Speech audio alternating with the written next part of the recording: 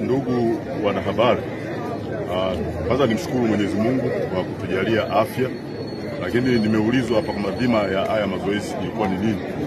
Msingi kwanza ni utaratibu wetu wa kawaida wa kufanya mazoezi kama vyombo vya ulinzi na usalama. Sisi tunaishi kwa kufanya mazoezi kusudi kuweza kumudu vizuri majukumu yetu. Lakini pili ni kutafuta ule umoja, kuendelea kuwa na umoja. Sisi ni wamoja, lakini tunazidi kuimarisha umoja miongoni mwa vijana wetu ambao tunawaongoza. Kumbuka kwenye kamati ya usalama tuko vyombo vingi. Sisi wa juu kule tumeungana, wa huku chini huku lazima pia nao wajuane na waweze kuungana, kwa sababu tunajenga nyumba moja. Kwa hizi ni fito kwa ajili ya kujenga nyumba. Kwa hiyo tulikuwa tunajaribu kuziweka fito ziweze kuoana vizuri. Kwa hiyo tumefanya mazoezi pia kwa afya yetu, kwamba tumeimarisha afya lakini na kufahamiana zaidi.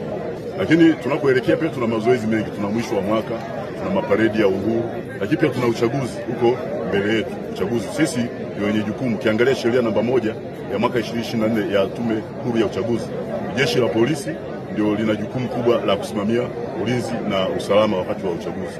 Kwa hiyo ili uweze kusimamia ulinzi lazima uwe mkakamavu, uwe na afya njema.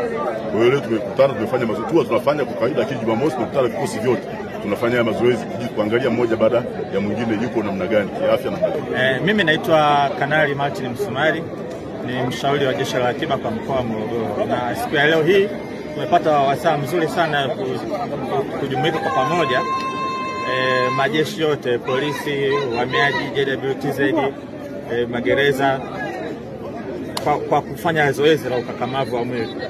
Na nadhani malengo moja hapo mahsusi ya mazoezi kama haya ni kutuongezea umoja, lakini vile vile kuweka utayari wa kiafya na kimwili, lakini vile vile kufahamiana wakati wa kipindi hiki. Kwa majina naitwa Kamishna Msaidizi wa Jeshi la Magereza mkoa wa Morogoro. Kwanza kabisa napenda kushukuru viongozi wetu kwa kuwepo vyombo vya usalama kwa kuweza kutuunganisha katika mazoezi hapa pamoja. Mazoezi haya kwanza yanajenga na kuimarisha umoja miongoni mwetu. Sisi kama majeshi, jeshi la Tanzania, polisi, magereza, uhamiaji na vyombo vingine ni kitu kimoja na mama mmoja baba mmoja. Kwa hiyo tunashukuru viongozi wetu kwa kuweza kuimarisha mazoezi haya ambayo sasa yanaendelea katika utayari.